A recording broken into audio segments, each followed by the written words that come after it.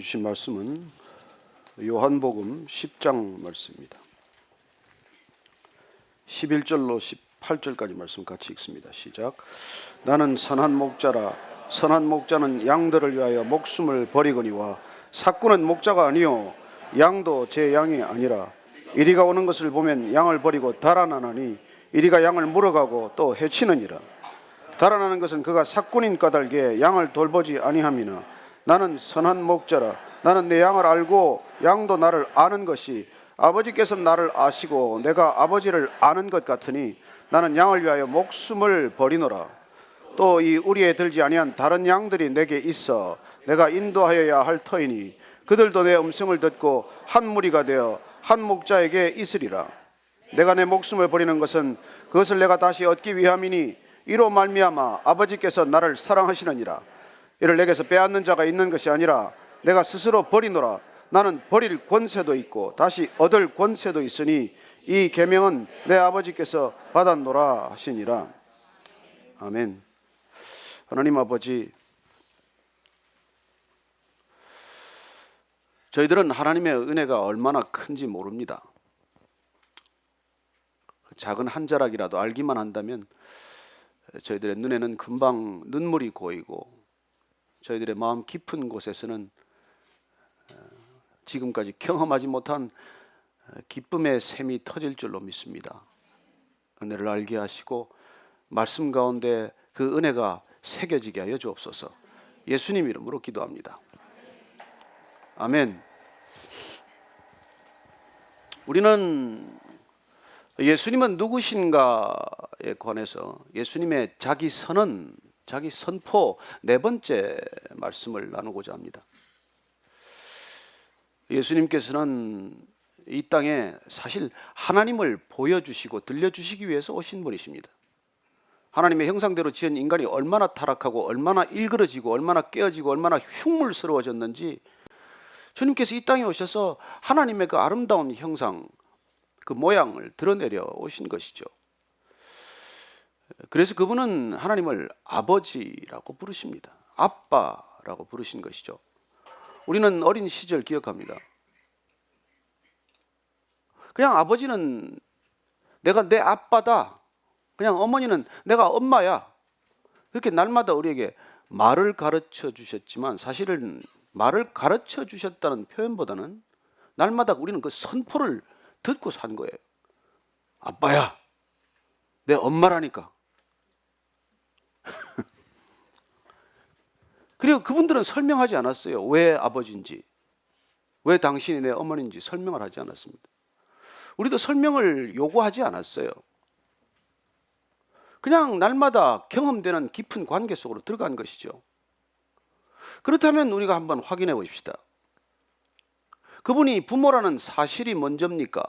내가 그분을 부모로 믿는 믿음이 먼저입니까?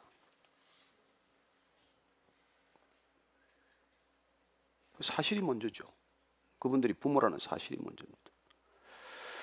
그분들이 부모라는 사실이 먼저입니까? 아니면 내가 부모에 대한 내 감정이 먼저입니까? 그것도 사실이 먼저죠. 그래서 여러분들이 내가 어떤 믿음을 가졌거나 내가 어떤 감정을 가지고 있거나 그게 먼저가 아니에요. 예수님께서 이 땅에 오신 것은 그 사실 때문에 오셨다는 것입니다. 예수님께서 하나님을 아빠라고 부르라고 하는 것은 그 사실 때문에 그렇게 부르라고 하시는 거예요. 그래서 그건 설명을 요구하지 않는 것입니다. 왜 당신이 내 아빠요? 요즘은 뭐 하도 뭐 그런 험악한 아버지가 많아서 뭐 따져 볼 만도 하지만 어쨌건 우리는 하나님을 아버지로 경험해야지 그분을 종교로 경험해서는 안 된다는 것입니다. 예수님께서는 그걸 이 땅 가운데 선포하러 오신 분이세요. 도대체 하나님이란 누구냐? 그래서 예수님은 누구냐 하는 것이고 하나님은 누구냐 하는 질문과 동일한 질문이고 하나님이 누군지를 알게 될 때 그때 비로소 나는 내가 누구인지를 알게 되는 것이죠. 하나님을 모르면 인간은 짐승 같아져요. 하나님을 부인하고 하나님을 거절하면 인간은 짐승 이상도 아닙니다. 꼭 짐승처럼 살게 돼 있어요. 누군가 그렇게 말합니다. 하나님을 부인하면 세상에 인간이 못할 일은 없다고 말합니다. 실제로 그런 세상이 되고 있잖아요. 이게 사람들 사는 세상입니까? 그래서 예수님께서 이 땅에 오셔서 내가 누구인지를 계속 선포하고 계십니다.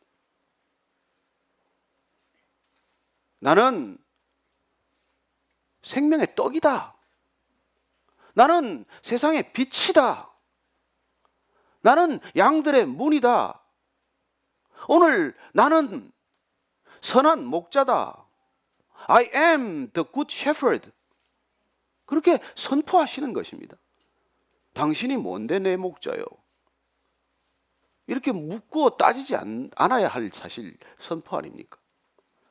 그러나 교만한 인간은 얼마나 그걸 물고 늘어져요. 오늘 저희들이 이 말씀을 따라가면서 왜 그분만이 선한 목자가 되시는지를 우리가 한번 더 깊이 알게 되기를 바랍니다. 한번 11절 말씀 다시 한번 읽어볼까요? 시작. 나는 선한 목자라. 선한 목자는 양들을 위하여 목숨을 버리거니와. 왜 선한 목자냐 내가? 나는 양들을 위해서 목숨을 버리기 때문에 선하다. 나는 양들을 위해 죽을 수 있기 때문에 I am the good shepherd라고 말하는 것입니다. 그래서 오늘 이 예수님께서 이 선포를 통해서 사실 예수님 이전과 이후는 본질적으로 리더십에 관한 생각이 바뀌게 됩니다. 누가 리더냐? 진정한 리더란 어떤 사람이냐? 우리는 진정한 리더를 누구로 리더로 삼아야 되느냐? 그 기준이 확연히 드러난 것이죠. 나를 위해 죽을 수 있는 분, 그분이 참 리더고, 내가 그분을 위해 죽어야 한다면 그분은 내 리더가 될 수 없어요. 그러나 세상의 리더, 세상의 보스, 세상의 지도자라는 사람은 자기를 위해 우리를 죽으래.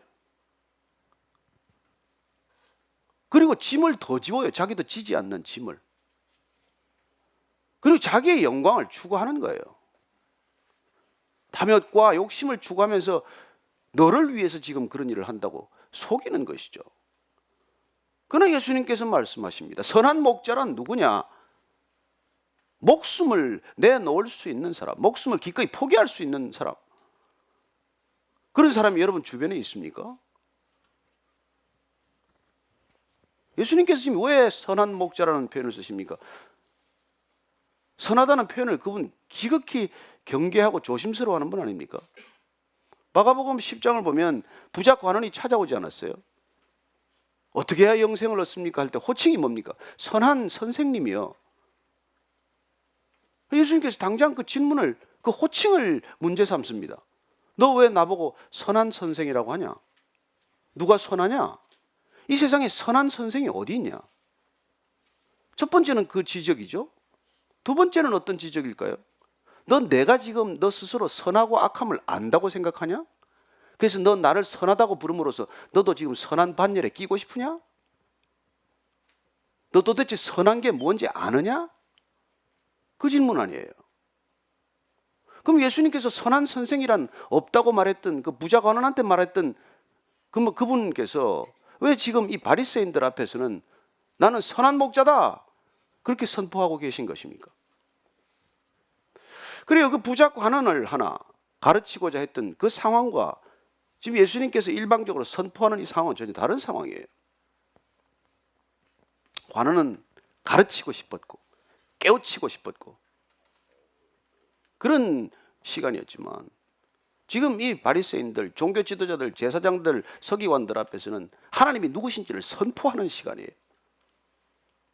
하나님은 선한 목자다. 왜 선한 목자이냐? 목숨을 버릴 분은 오직 하나님 한 분이니까. 저는 그래서 여러분들이 저를 선한 목자로 바라보지 않게 되길 바랍니다. 나중에 그 얘기 좀 더 할게요. 자, 예수님께서 12절, 13절 말씀 보십시다. 시작. 삭구는 목자가 아니요 양도 제 양이 아니라 이리가 오는 것을 보면 양을 버리고 달아나나니 이리가 양을 물어가고 또 해치느니라. 달아나는 것은 그가 삭군인 까닭에 양을 돌보지 아니함이나. 삭구는 목자가 아니요. 우리는 자꾸 사꾼 목자, 선한 목자로 가르는데 목자의 사꾼은 목자로 들어가지가 않아요. 그걸 목자로 착각하는 사람의 문제가 있는 것이죠. 그는 그냥 고용된 일꾼, 고용된 사꾼일 뿐이에요. 그런 임금이 목적이죠. 그런 양을 맡겼다고 하더라도 사꾼은 양이 관심이 아니죠. 자기 임금, 자기 월급, 자기 소득이 관심이죠. 기껏도 관심을 더 갖는다면 양털, 양고기가 관심이겠지만 그건 제값을 받아야 내 임금이 제대로 나올까? 그런 생각들 때문이겠죠. 그래서 그 사람을 어떻게 목자라고 부르겠어요? 그 사실 진정한 목자는 선한 목자밖에 없는데 그 목자는 양을 위해서 기꺼이 생명을 내놓을 수 있는 분이라는 것입니다. 이게 오실 하나님에 대한 예언자들의 예언이었어요. 이사야, 예레미야, 에스겔을 통해서 이미 다 선포되었던 말씀입니다. 오늘 이사야서를 한번 보면 이사야서 40장 11절 말씀입니다. 이사야서 40장 11절 말씀 한번 같이 찾으셨으면 읽을까요? 성경을 안 가지고 오면 손해볼 거예요. 자, 같이 찾으시면 읽습니다. 시작. 그는 목자같이 양떼를 먹이시며 어린 양을 그 팔로 모아 품에 안으시며 젖먹이는 암컷들을 온전히 인도하시리로다. 하나님께서 이사야를 통해서 이렇게 말씀하신 것이죠. 도대체 하나님은 어떤 분이냐? 목자같이 양떼를 먹이시는 분, 어린 양을 팔로 모아 품에 안으시는 분, 젖먹이는 암컷들을 인도하시는 분, 이분이 하나님이시다고 말씀하셨죠. 예레미야를 통해서도 말씀하셨습니다. 예레미야서 31장 10절 말씀 제가 읽어드릴게요. 이방들이여 너희는 여호와의 말씀을 듣고 먼 섬에 전파하여 이르기를 이스라엘을 흩으신 자가 그를 모으시고 목자가 그 양 떼에게 행함같이 그를 지키시리로다. 그래요. 하나님께서는 정말 고집스런 이스라엘 백성들을 흩으셨어요. 그러나 때가 되면 그 양떼를 다시 모으신다고 말씀하십니다. 그리고는 그 양떼들을 다시 보호하시고 지키셔준다는 것이에요. 이게 하나님의 역할이라는 것이죠. 하나님은 그런 목자의 역할을 하신다는 것입니다. 에스겔서를 통해서 그렇게 말씀하세요. 에스겔서 34장 11절 12절 말씀 읽어드리겠습니다. 주 여호와께서 이같이 말씀하셨느니라 나 곧 내가 내 양을 찾고 찾되 목자가 양 가운데 있는 날에 양이 흩어졌으면 그 떼를 찾는 것 같이 내가 내 양을 찾아서 흐리고 캄캄한 날에 그 흩어진 모든 곳에서 그것들을 건져낼지라. 그래요. 목자란 헤매는 양들, 고통받고 어딘가를 헤매고 있는 그런 양떼를 찾아서 건져내서 그들을 한 무리로 다시 엮는 그런 소명을 감당하게 될 거라는 거예요. 그 뒤에 23절에는 이렇게 말씀해놨습니다. 내가 한 목자를 그들 위해 세워 먹이게 하리니 그는 내 종 다윗이라. 그가 그들을 먹이고 그들의 목자가 될지라. 이 말씀 때문에 이스라엘 백성들은 다윗이 또 오는 줄로 자꾸 생각을 한 것이에요. 다윗 같은 목자를 내가 세우리라. 그래서 이 이스라엘 백성들에게는 끊임없이 다시 다윗이 올 것이다. 다윗 집안에서 올 것이다. 아니 다윗 왕이 또 오실 것이다. 이런 생각들을 하게 되는 것이죠. 그래서 이 로마의 압제 속에 고통받는 정치적, 경제적, 군사적 메시아를 날마다 갈망한 것이죠. 그러나 어쨌건 그들의 머릿속에는 목자 되신 메시아, 목자가 되신 하나님에 대한 끝없는 열망을 갖고 여기까지 온 것이죠. 근데 문제는 왜 그러면 예수님께서 오셔서 나는 선한 목자라 이 사꾼들아 지금 이렇게 말씀을 하시게 되었나요? 목자 아닌 사람들이 자꾸 목자 노릇을 하고 목자 행세를 하고 목자로 착각을 하고 사람들을 목자인 양 이끌어가니 너희들은 목자가 아니고 사꾼이라니까. 이 얘기를 지금 하시기 위해서 이 말씀을 꺼낸 것이죠. 이 사꾼들은 누굽니까? 지난주 우리가 같이 은혜를 나눴지만은 예수님께서 나 먼저 온 자들은 다 절도요 강도라고 말씀하시기까지 극언했던 그 세력들은 도대체 어떤 세력들입니까? 이스라엘 백성들을 이 양떼를 그냥 자기 수중에 쥐은 것들처럼 해서 정말 양털이나 양고기에만 오직 관심이 있고 그 양들이 진정 그렇게 보호받고 양육되는 것을 경험하지 못하도록 방치되었기 때문에 주님께서 이 땅에 오셔서 너희들은 도대체 무슨 짓을 하면서 너희들을 목자라고 생각을 하냐, 그 얘기를 지금 말씀하시는 것이죠. 그래서 여러분들은 이렇게 사람을 보고 자꾸 목자라고 생각을 하면 안 된다는 거예요. 이 땅에 선한 목자는 한 분이세요. 그럼 당신 같은 목사는 누구요? 괴물이에요. 그래서 저는 계속 제가 이 길을 가면서 처음부터 제가 제 역할이나 저는 누구냐, 나는 어떻게 살 거냐를 끊임없이 생각해 온 거예요. 그래서 제가 발견한 건 나는 개다. 개 보듯이 보라는 게 아니고 그런 역할을 감당해야 한다는 거예요. 왜냐하면 목자가 양떼를 몰고 갈 때 자꾸 옆으로 삐져나오고 안 가는, 목자를 안 따라가는 양들한테 다니면서 그냥 왈왈 짖는 거예요. 제발 목자를 따라가라. 가짜 목자 따라가지 말고, 가짜 음성에 헷갈리지 말고, 이단에 가지 말고 그야말로 목자 한 분 따르시오. 이게 하는 역할이란 말이에요. 왜 그렇게 은혜를 받냐고, 그런 부분에서. 개를 또 사랑하는 분들이 많나 봐, 보니까. 개 키우시는 분이 많나 봐. 그래서 우리가 정말 이 양떼라는 걸, 내가 양이라는 걸 우리가 자각한다면 우리가 바라보아야 할 분, 오직 그 한 분, 목자 되신 분, 그 선한 목자 한 분을 거기 집중하고 거기에 따라갈 때 우리는 비로소 그분이 우리를 위해서 목숨을 얼마나 기꺼이 들이시는 분인가를 알게 된다는 거예요. 그래서 예수님께서 선한 목자라는 얘기를 한 번 더 강조하세요. 14절 말씀, 15절 말씀 같이 읽습니다. 시작. 나는 선한 목자라, 나는 내 양을 알고 양도 나를 아는 것이 아버지께서 나를 아시고 내가 아버지를 아는 것 같으니 나는 양을 위하여 목숨을 버리노라. 아, 예수님께서 왜 선한 목자시고 선한 목자는 왜 목숨을 버리시는지를 말씀하시는데, 그분이 우리를 안다고 말씀하시는 거예요. 여러분, 성경에서 이 안다는 단어는 굉장히 깊은 뜻을 가진 단어입니다. 그냥 우리가 지식적으로 아는 것하고는 훨씬 다른 차원의 얘기예요. 흔히 비유하기를 부부관계 이상의 알물 뜻합니다. 그래서 나도 나를 잘 모르지만은 하나님은 우리를 잘 아신다고 할 때 이 아는 정도는 어디냐면 우리를 속속들이 아시고, 나는 나를 착각할 수 있고 나는 나를 잘 모를 수가 있어도 하나님은 내게 대해서 모르는 바가 없으세요. 그렇게 온전히 아시기 때문에 나를 사랑할 수 있는 것이죠. 그래서 인간이 사랑한다는 건 전부 자기 환상이에요. 내 코대에 맞으면 조금 좋고 그냥 나하고 조금 관계가 좋으면 좋은 것이지, 그렇게 우리가 하나님이 우리를 속속들이 알기 때문에 사랑하고 그렇게 알고 사랑하기 때문에 목숨을 주는 것과는 비교가 안 되는 일이란 말이에요. 그러니 여러분들이 인간한테 이 하나님의 속성이나 성품을 절대 요구해서는 안 되는 것이죠. 심지어 저 같은 목사들한테도 그런 걸 요구해서는 판판이 당하고 말 것이고 속고 말 것이고 실망하고 말 것이에요. 제가 아침에 성령 충만할 때는 그렇게 기도해요. 좀 저분들 낫게 하시고 저를 데려가세요. 정신 들면 어떻게 되겠어요? 제정신 차리면 주님께서 갑자기 정색을 하시고, 그래 내가 내일 밤 너를 데려가마, 네가 말한 대로 기도에 응답하리라. 아, 주님, 제가 기도는 드렸지만은 그래도 제가 손자는 한번 안아보고 가야죠. 조금 뭐 시간을 좀 더 주셔야죠.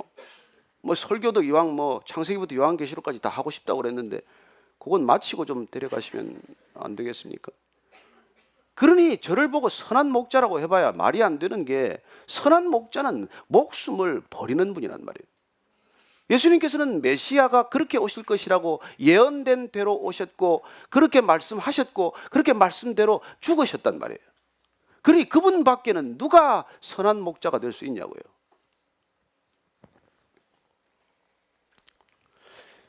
그나마 이게 다윗에 관한 얘기가 계속 나온 것도 다윗이 무슨 대단한 일을 해서가 아니라, 다윗이 양 몇 마리를 칠 때 사무엘상 17장을 보면 나는 그래도 양떼를 습격하는 그런 사자나 곰이 오면 그놈들과 싸워서 그놈들을 이겼습니다. 그래요. 양 몇 마리를 지킨 그 태도를 보고 하나님께서는 이스라엘의 온 왕위를 그에게 수여하기로 결정하신 거예요. 저는 여러분들이 대단한 일이 아니라 여러분들에게 맡긴 양 몇 마리에 집중하게 되시기를 바랍니다. 거기를 내 목숨처럼 그렇게 섬기고 그렇게 사랑하면 주님께서는 그걸 이 세상의 어떤 것보다도 위대한 일로 간주해 주신다는 것입니다. 그래서 지금 예수님께서 나는 양을 알기 때문에, 그래서 여러분들이 저를 안다고 말하면 안 돼요. 어디 가서 뭐 베이직 교회 얘기가 나오고 뭐 조정민 목사 얘기가 나오면 제가 그 목사를 알지요. 여러분 저를 뭘 어떻게 알아요? 그래서 제가 여러분을 알기 때문에 나를 위해 목숨을 버리시겠습니까? 그렇게 제가 물으면 도란 사람이지 여러분들이 그게 얘기가 돼요? 그건 우리가 안다는 것조차도 말하기가 쉽지 않은 일이에요. 그러니 제가 여러분들 여기 지금 뭐 이렇게 꽉 차서 예배를 드리는데 저 뒤에 앉은 분 누군지도 제가 잘 모르는데 어떻게 저를 목자라고 그렇게 생각을 하겠어요? 그래서 여러분들은 어떤 일이 있건 주님 한 분만을 바라보고 예수님 한 분만을 바라보면서 그분 선한 목자 되심을 믿고 그분만을 따르기로 결단하셔야 하는 것입니다. 이게 크리스찬의 길이에요. 뭐 사람들 이리저리 둘러보고 이 목사 저 목사 달아보고 이 교회 저 교회 찾아봐야 무슨 소용이 있어요. 어느 날 가봐 다 그 꽃 같은 일인데 조금 빠르고 조금 늦게 갈 뿐이에요. 그래서 여러분들이 그런데 혼란스럽게 되지 않게 되기를 바라고, 나를 위하여 목숨 버리신 분 오직 한 분, 그분만이 나를 위해서 목숨을 버리실 수 있는 분이고 그렇게 버리셨고 그렇게 해서 내 죄를 용서하셨다고 선포하셨사오니 그분 한 분 따르기로 제가 결정합니다. 결단합니다. 이게 그리스도인의 결심이란 말이에요.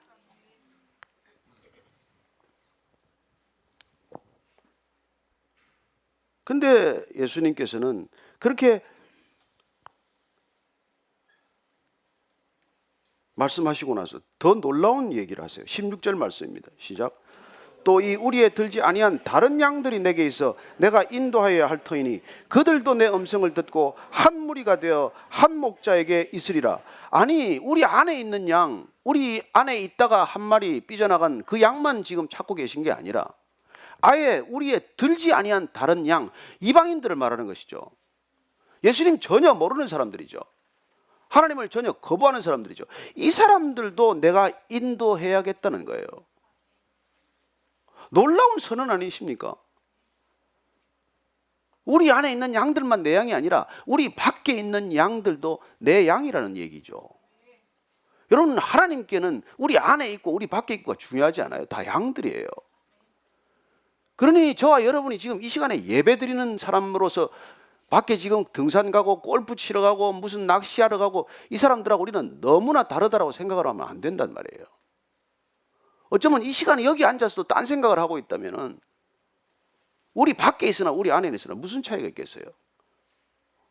예수님께서는 지금 우리 밖에 있지만은 그 사람들이 하나님을 예배하는 사람으로 인도될 수 있도록 하는데 더 큰 관심을 가지고 계시단 말이에요.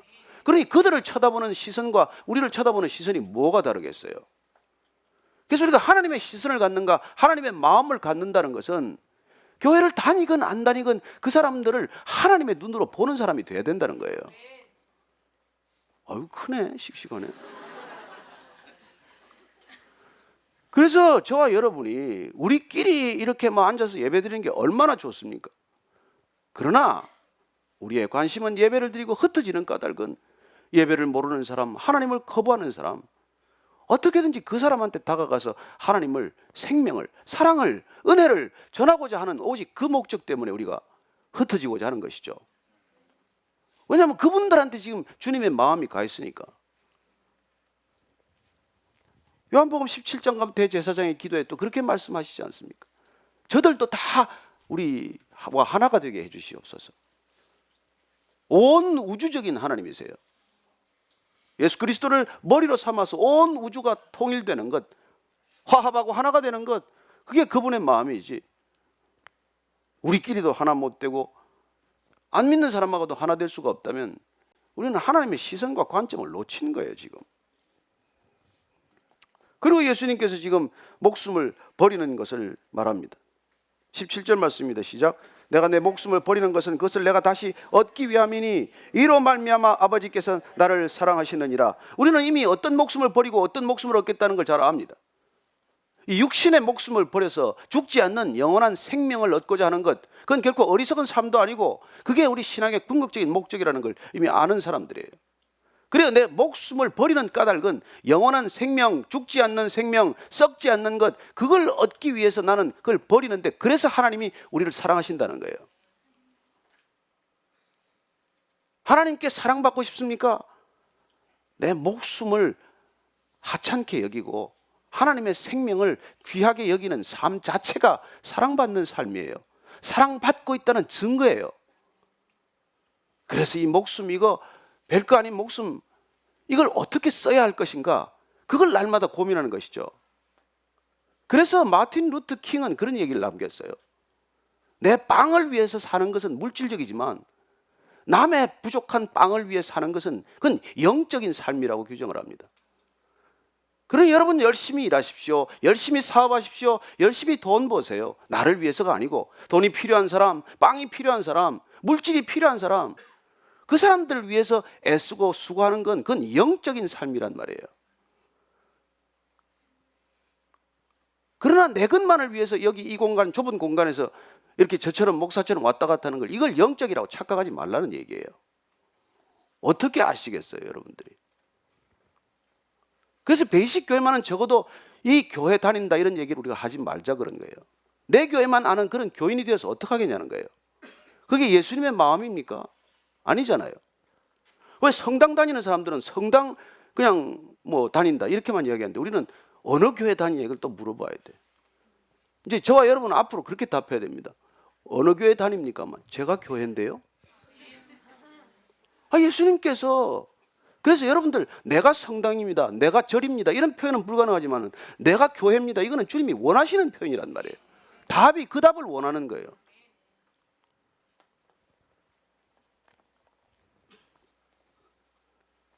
그렇게 되는 건 뭐 억지로 되는 게 아니에요. 억지로 되잖아요. 그래서 베드로가 나중에 그걸 깨달았어요. 베드로 전서 5장 2절 말씀을 한번 찾아 읽어보겠습니다. 베드로 전서 신약 성경 382쪽이에요. 이 베드로가 처음에 얼마나 이게 천방지축입니까?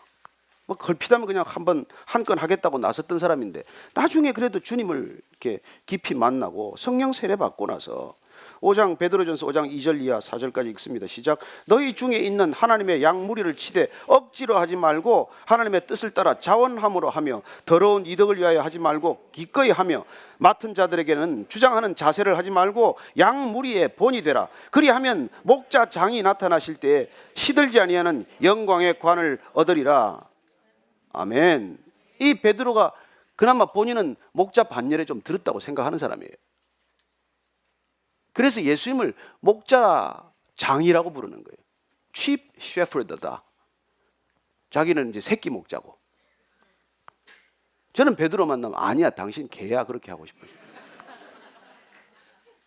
그래서 그 입장이 뭐냐면은 이걸 양 무리를 맡았을 때 억지로 하지 말라는 거예요. 억지로 하다가 사고 난단 말이에요. 마음에 없는 일 하지 말라는 거예요. 에? 우리가 마음에 없는 일 하다가 전부 가짜가 되고 위선되는 거 아니에요. 그래서 다음 세대가 다 떠나버렸어요. 사랑하지 않으면서 사랑하라고 그러고, 목사들끼리 싸우면서는 성도 보고 서로 사랑하라고 얘기하고, 자기들끼리 용서 못하면서 성도들 보고 100번 뭐 이런 번씩 7번 용서하려나? 누가 몰라 그 말을. 그러니 그런 게 싫다는 거예요. 너나 사랑해라.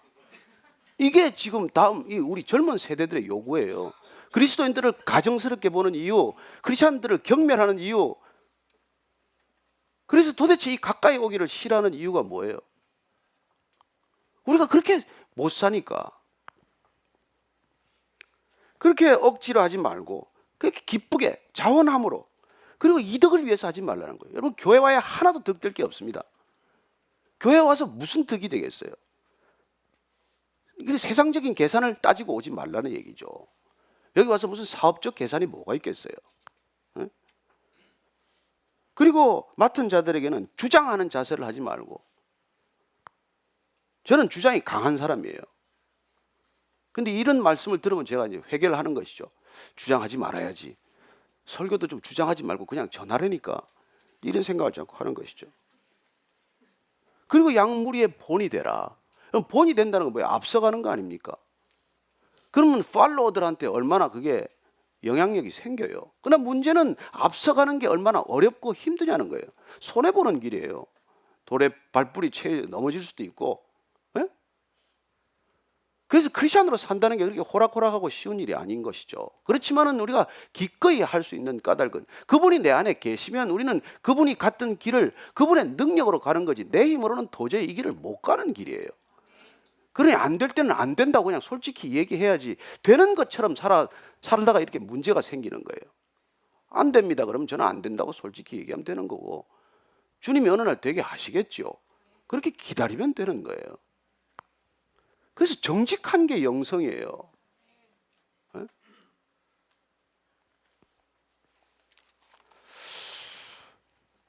근데 예수님께서 정말 마지막으로 이제 오늘 결론을 내주십니다. 18절 말씀입니다. 시작.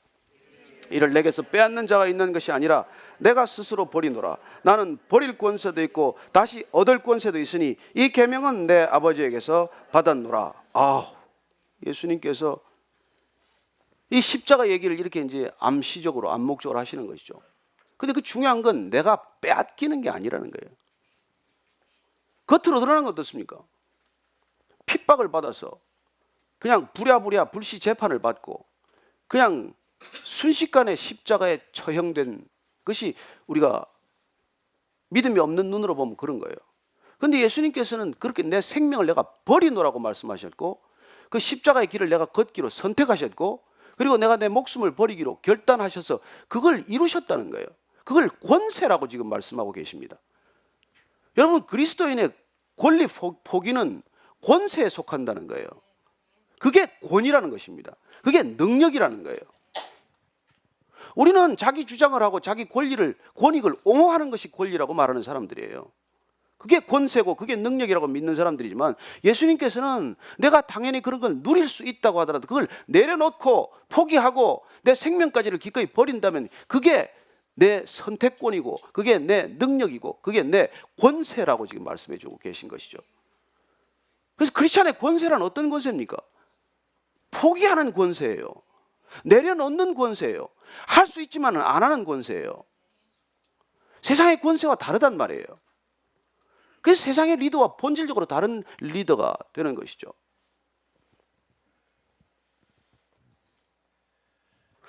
오늘 예수님께서 선한 목자라고 하시는 것,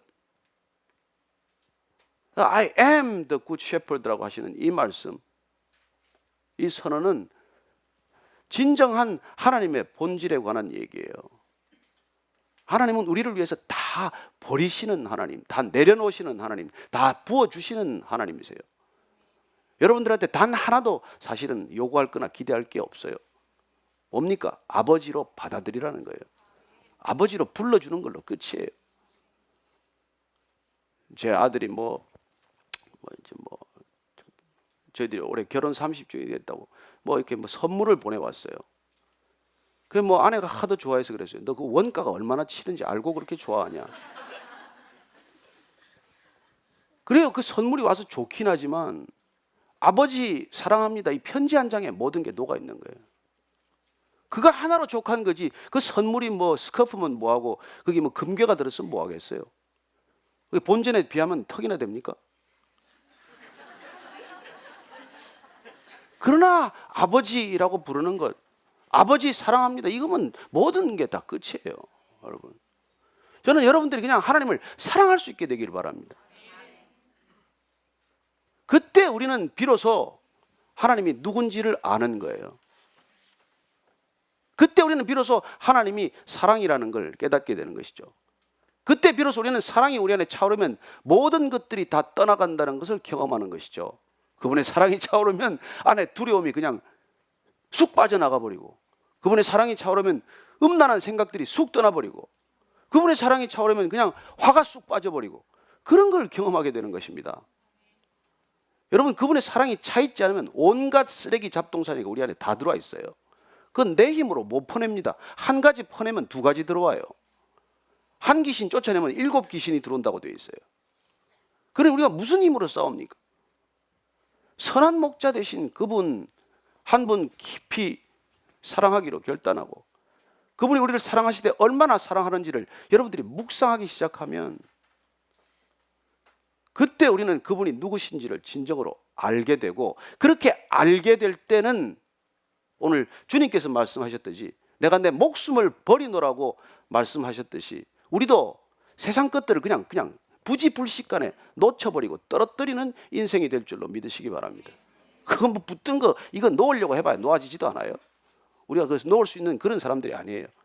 그러나 그분이 누구신지를 알게 된다면, 즉 그 아는 알미란 그분을 사랑하는 그런 놀라운 알미 된다면, 그때 우리는 진정 그분을 안다고 말씀할 수가 있고, 그리고 그분을 아는 그 알 때문에, 그 사랑 때문에 우리는 세상 사람과는 본질이 다른 생애를 살기 시작하는 것이죠. 저는 베이직 교회 성도들 한 분 한 분들이 교회 다니는 사람도 아니요, 그냥 예수님을 사랑하는 제자일 뿐이요, 그리고 우리 모두가 교회 되었기 때문에 어디를 가나 교회로 살 수 있게 되기를 축원합니다. 이 교회의 능력만이 진정한 세상의 소망이고 세상의 키이고 세상의 답인 줄로 믿으시기 바랍니다. 기도할 때 오늘 정말 우리가 오늘 이런 좋으신 하나님을 한번 찬양해야 돼요. 같이 한번 좋으신 하나님을, 굿 셰퍼드 되신 하나님을 한번 같이 찬양할 수 있게 되길 바랍니다.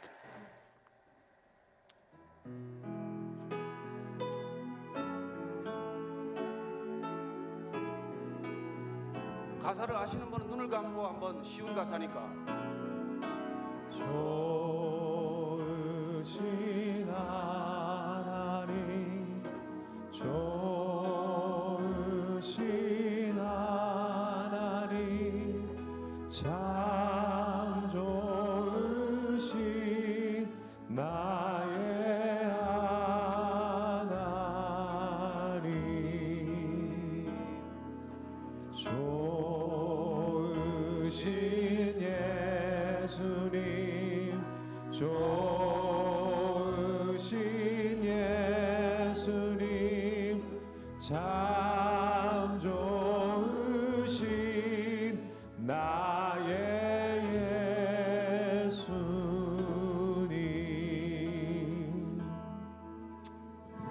우리 그 예수님을 묵상하면서 잠시 눈을 감고, 그렇습니다. 세상에 많은 사람들을 겪었지만은 정말 실망하지 않은 사람 없고 배신하지 않은 사람 별로 없습니다. 주님, 그 켜켜이 쌓인 상처를 주님께 올려드리니 주님의 사랑의 손길로 덮어주시고 선한 목자 되신 한 분 주님 따르기로 결단하게 해주옵소서. 그렇게 한번 함께 기도하십시다. 하나님 아버지, 주님 사랑합니다. 주님 사랑이 나를 부족한 것들을 채워주시고 정말 채워질 수 없는 것들을 채워주시고, 사랑하되 얼마나 주님께서 나를 사랑하시는지 알게 하시고, 그 사랑 가운데 날마다 걸어갈 때 주님, 이 험하고 험한 세상 헤쳐가는 능력이 되게 하여 주옵소서. 너희들이 나를 신뢰하라. 내가 이 모든 세상을 이겼노라 선포하신 주님, 감당할 수 없는 세상이 아니라 넉넉히 감당하고도 남는 그런 능력의 사람들 되게 하여 주옵소서. 되게 해주시옵소서. 하나님 아버지, 참으로 감사합니다. 하나님께서 좋은 목자가 되셔서 감사하고, 이 땅 가운데 좋으신 목자로 그 형상과 모양 드러내 주셔서 더욱 감사합니다. 일평생 주님만을 바라보며 선하신 목자 되신 그분만을 따르기로 결단하고, 그분 가운데 쉼과 안식과 놀라운 은혜와 평강을 누리게 하여 주옵소서. 흔들리는 세상 속에 흔들리지 않는 변함없는 불변의 인생 되게 하여 주옵소서. 예수님 이름으로 기도합니다. 아멘.